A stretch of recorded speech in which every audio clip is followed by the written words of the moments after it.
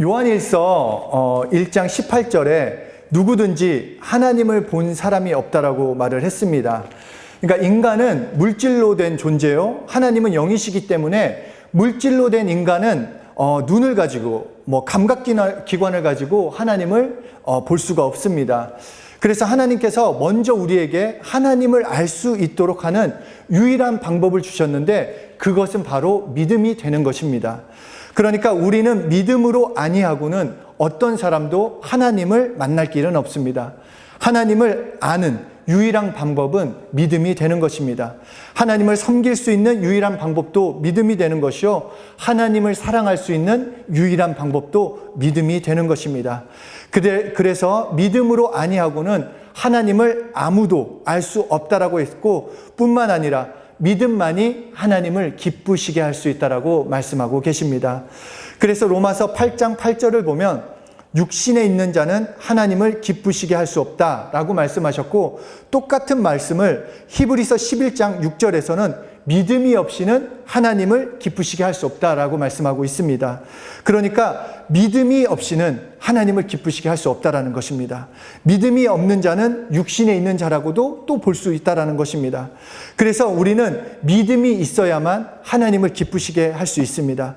자기가 아무리 옳은 행동이 있어도 믿음이 없이는 하나님을 기쁘시게 하지 못하고, 아무리 교리를 다 외우고 있어도 믿음이 없이는 하나님을 기쁘시게 할 수가 없습니다.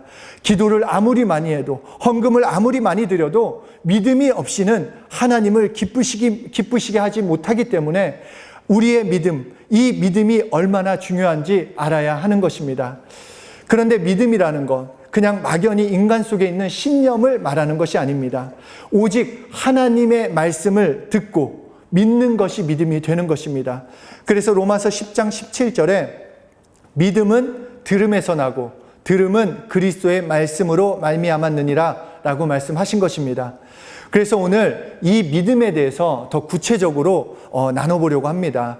성경을 보면은 우리가 그냥 믿음할 때 믿음 같은데, 이 믿음이 네 가지로 이렇게 표현이 되어 있습니다. 어느 부분에서는 믿음을 순종으로 표현했고, 어느 부분에서 그냥 믿음을 믿음으로, 또 어느 부분에서 믿음을 자유로, 어느 부분에서 믿음을 사랑으로 이렇게 표현함으로써 순종도 믿음이요, 믿음도 믿음이요, 자유도 믿음이요, 그리고 사랑도 믿음이 되는 것입니다. 그런데 만약에 우리가 이 믿음이 사랑의 단계까지 간다면 우리의 삶과 죽음, 그리고 부유함과 가난함, 이 모든 것을 초월해서 정말로 예수 그리스도 한 분으로 만족해서 살 수 있는, 세상이 감당지 못하는 그런 엄청난 귀한 사람이 될 수 있다라는 것입니다.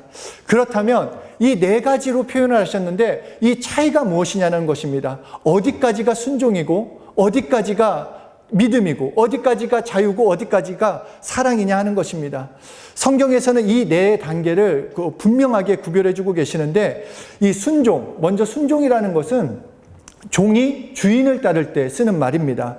로마서 8장 15절에 율법시대, 구약시대에는 무서워하는 종의 영을 받았다라고 말씀하고 있습니다. 그러니까 주인을 따라가는 종의 태도일 때 순종이라고 이렇게 말씀을 합니다. 그런데 이 주인과 종의 관계를 생각하면 약간의 좀 무서운 게 깔려 있습니다. 그러니까 뭔가 잘못하면 혼날 것 같고 벌 받을 것 같고 하는 그런 두려움이 있습니다. 마찬가지로 우리의 믿음도 그냥 순종한다고만 생각하면 거기에는 두려움이 따르게 되어 있습니다. 그러니까 하나님의 말씀을 순종하지 않았을 때, 내가 이 말씀을 따르지 않았다고 했을 때 벌과 연결을 시키는 것입니다. 그러니까 하나님께서 나는 너희를 정죄하지 않겠다고 그랬지만 우리의 마음 속에는 하나님의 말씀을 지키지 못하면 난 벌 받을 거야, 나는 안 될 거야 라는 그런 생각이 있다라는 것입니다. 쉽게 얘기해서 지금은 그렇지 않지만 제가 교회 학교 다닐 때만 해도 그 담당 목사님이 그런 얘기를 많이 했었어요. 11조 하지 않으면 가난해진다. 정말 그 학생들한테 막 그런 얘기를 하면서, 그 말을 처음에 들었을 때는 뭔가 11조에서 복을 받겠다 그 생각보다는 내가 만약에 11조 안 하면 가난해질 거야. 하기 싫은데 억지로. 그 학생이 돈이 얼마나 있겠습니까? 그 100원 하나 가지고도 그 아쉬워하는 그 판국에 그런 얘기를 하니까 이게 막 스트레스가 되지만 또 이 불순종했다가는 벌 받을까봐 그냥 억지로 한다라는 것입니다. 이런 단계에 있으면 그냥 순종에 있다라는 것입니다. 순종에 있는, 그 순종의 단계에 있는 사람은 그냥 하나님과의 관계에 두려움의 관계가 깔려 있습니다. 그래서 히브리서에서는 이것을 전부 다 뭐라고 표현했냐면, 하나님의 말씀을 자기 속에 체험하는 것이 아니라, 그러니까 하나님의 말씀이 내 속으로 레마로 체험이 되는 것이 아니라 외부에서 들려주는 대로 따라가는 어린아이와 같은 자라고 말씀하고 있습니다. 같은 말씀을 따르더라도 그냥 시키는 대로 그대로 쫓아가는 사람은 순종하는 사람이라는 것입니다. 그래서 순종하려고 하면 어떤 것은 기분이 좋은 것도 있지만 대개가 피곤합니다. 이것도 순종해야 하고 저것도 순종해야 하고, 그러니까 명령 좀 듣지 않았으면 좋겠다, 이런 생각을 하게 되는 것입니다. 그러니까 하나님의 말씀을 들어도 그대로 실천했어도 억지로 하는 것이 많다라는 것입니다. 안 하면 뭔지 나에게 좋지 않은 일이 생길까 봐 억지로 하는데, 물론 우리가 하나님을 따르고 순종하는 것, 그것의 구원은 분명히 있습니다. 그러나 우리에게 원하시는 그 믿음은 순종 이상의 것을 원하신다라는 것입니다. 그런데 이 믿음, 예수 그리스도가 내 안에 계셨을 때 믿음이 있는 자라고 말씀하고 있는 것처럼, 예수가 내 안에 계시다라는 것, 하나님의 말씀이 외부로 들려지는 그 정도가 아닌 그 하나님의 말씀이 내 안에 있다라는 것입니다. 그러니까 11조 하거나 예배를 드리거나 기도하는 것이 억지로 혼날까 봐가 아니라 이미 그 말씀이 내 안에 있는 사람은 그것을 믿음으로 드린다라는 것입니다. 내 안에 있기 때문에. 그래서 믿음이 된 것을, 그것이 믿음이 내 안에 믿음이 되었다라는 것을 장성한 자라고 하는 것입니다. 순종만 하는 자는 어린아이 같은 자라고 할 때, 믿음이 있는 자는 장성한 자라고 말씀을 하는 것입니다. 기도하세요, 말씀을 읽어야 합니다 할 때 알았어요, 할게요, 이런 것은 순종하는 것입니다. 그러나 믿음의 단계에 있는 사람은 내가 살기 위해서, 하나님의 도움을 받기 위해서 내가 먼저 기도하고 예배 드린다라는 것입니다. 왜냐하면 내 안에 기도하라는 말씀이 있기 때문이고 예배 드리라는 말씀이 내 안에 있기 때문에 믿음의 단계로 걸어가는 것입니다. 그래서 성경에서는 순종하는 자에게는 능치 못함이 없다라고 말씀하시지 않고, 믿는 자에게, 그 말씀이 내 안에 있는 자, 그것을 믿는 자에게는 능치 못함이 없다라고 말씀하신 것입니다. 한번 생각해 보십시오. 어렸을 때는, 그러니까 어머니의 그 잔소리 있잖아요. 씻어라, 일어나라, 숙제해라, 뭐 해라, 그런 얘기를 바깥에서 어머니가 해라 하는 것으로 따라왔지만, 장성하게 되면은 당연히 내가 대학교를 가거나 뭐 고등학교만 되더라도 학교 시간에 맞춰서 내가 일어나야 하고 공부해야 하고 그냥 스스로 알아서 하는 것처럼, 내 믿음이 내 안에서부터 하나님의 말씀이기 때문에 그대로 움직이며 나아갈 때 그것이 믿음이요, 그것을 통해 복음을 경험하게 된다라는 것입니다. 그래서 이 믿음이 있는 사람, 이렇게 내 안에 말씀이 들어온 사람은 그 다음에는 누가 시키는 것이 아니라 자유롭게 그 말씀을 따라 살게 되는 것입니다. 억지로가 아니라 내 자유로, 내가 알아서 하게 된다라는 것입니다. 주일날 예배 드리는 것이 그냥 하자, 드리자, 그렇게 되는 것이 아니라 내가 믿으니까, 하나님께 영광 돌려야 하기 때문에 자유롭고 하나님께 예배 드리게 된다라는 것입니다.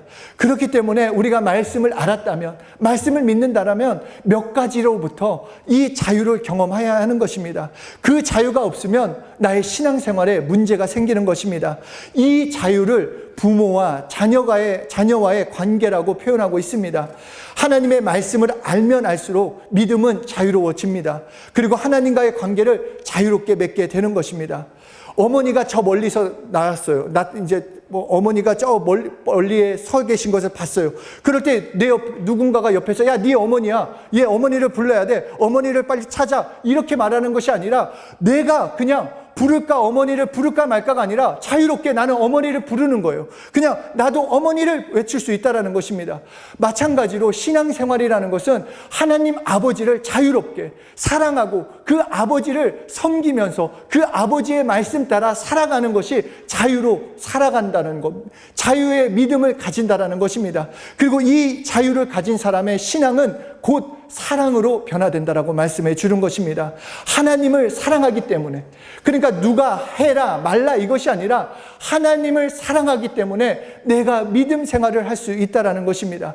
그렇게 되면, 하나님을 사랑하기 때문에 내가 신앙 생활을 하게 되면 그 그때부터는 축복을 무조건 받게 돼 있습니다. 사랑하게 되면, 사랑은 순종보다 높고, 사랑은 믿음보다 귀하고, 사랑은 자유보다 귀한 것입니다. 그래서 하나님을 사랑해서 해보는 것입니다. 내가 공부를 하건, 내 삶을 살아가건, 신앙생활을 할 때 하나님을 사랑하기 때문에 해보는 것입니다.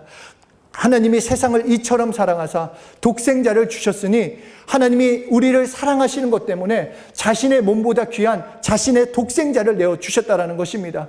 부모님들은 다 아실 것입니다.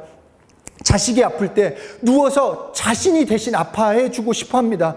내 자녀가 행복해지길 원한다면 내 몸 상하는 것 아무렇지 않습니다. 그것이 부모의 마음입니다. 그런데 하나님께서 그렇게 세상을 사랑하사 독생자를 주셨다라는 것입니다.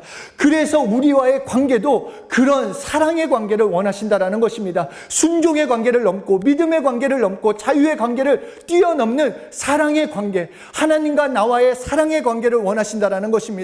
나는 순종 잘했어요. 물론 이 단계 좋습니다. 불순종보다 낫습니다. 그러나 참 믿음은 무엇인가? 하나님을 사랑하는 데서부터 시작을 하는 것입니다. 하나님의 말씀을 듣고 순종하느냐, 그냥 믿어버리고 마느냐, 그것이 내 안에서 자유가 되어서 내가 그대로 움직일 수 있느냐, 그렇지 않으면 그것이 사랑이 되어서 나는 그렇게 하지 않고서는 견딜 수 없는 그 사랑의 단계냐, 이렇게 믿음은 내 단계로 갈라지고 있는 것입니다. 우리는 하나님을 사랑해서 하나님을 섬겨야 되는 것이요, 하나님을 사랑해서 그분을 따라야 되는 것입니다. 기도하는 거 어렵다고 말하는데 한번 생각해 보십시오. 기도하는 사람도 하나님을 사랑해서 기도하는 것입니다. 사랑해서 기도하면 기도하다 몇 시간 됐는지 몇 분 됐는지 시간 체크하지 않습니다. 사랑하는 사람과 얘기할 때, 물론 연애하는 사람도 있고, 우리 부부관계에서는 그 전에도 연애 때 그런 거 있지 않습니까? 얘기를 나눌 때 사랑하는 사람과의 그 시간은 그냥 훌쩍 지나갑니다. 벌써 1시간이 지나갔어? 벌써 2시간이 지나갔어? 이제 나 집에 가야 하는데, 우리 5분만 더 얘기하자. 통화도 마찬가지 않습니까? 2시간, 3시간 얘기하고 끝나면서 얘기하는 것이 우리 만나서 또 얘기해.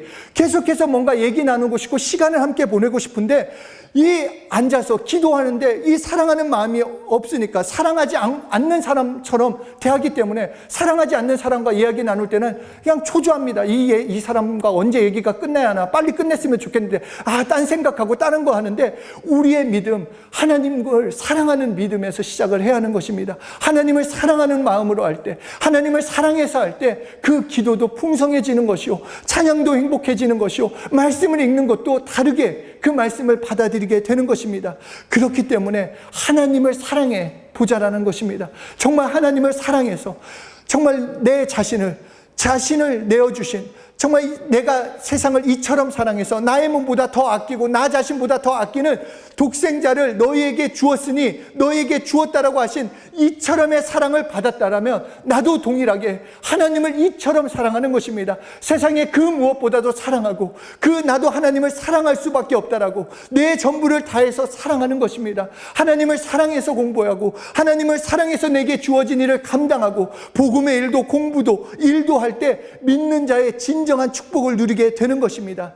그 신앙생활의 첫 걸음, 사랑하는 것입니다. 하나님을 사랑한다고 고백하는 것입니다. 그 사랑을 더 알려달라고 말하고 시인할 때 그 사랑이 내 영혼 육에 넘치는 것이요, 정말 그 사랑이 나에게 충만해져서 내 신앙이 순종의 단계를 뛰어넘고 믿음의 단계, 자유의 단계를 뛰어넘어 그 사랑의 관계 가운데, 그래서 잘 되고 말고 뭔가 안 되면 이것을 지키지 못하면 이것이 아니라 진짜 하나님의 사랑하기 때문에 늘 언제 어디서나 하나님과 대화를 나누고 하나님과의 관계를 맺는 귀한 우리가 되는 것입니다.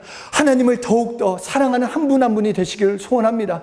진정으로 하나님을 사랑하셨으면 좋겠습니다. 하나님을 사랑하기 때문에 신앙생활 하시는 귀한 한 분 한 분이 되시길 예수 이름으로 축복합니다. 아멘. 우리 함께 기도하실 때 이렇게 기도하셨으면 좋겠습니다. 하나님, 저에게 하나님을 사랑하게 해주십시오. 하나님을 더 사랑하기 원합니다. 제 소원은 단 한 가지, 하나님을 사랑하고 살겠습니다. 사랑하겠습니다. 사랑하는 자는 우리가 약해서 순종하지 못하는 것이 있어도 용서받습니다. 하나님을 사랑하는 자는 우리가 연약해서 그분에게 들은 것이 없어도 하나님께 사랑을 받습니다. 그러니 이 시간 간절하게 하나님을 사랑하겠습니다. 하나님을 사랑하게 해주세요. 우리의 입술을 벌려서 하나님을 사랑한다고 마음껏 고백하는 시간 우리 갖도록 하겠습니다. 하나님 아버지.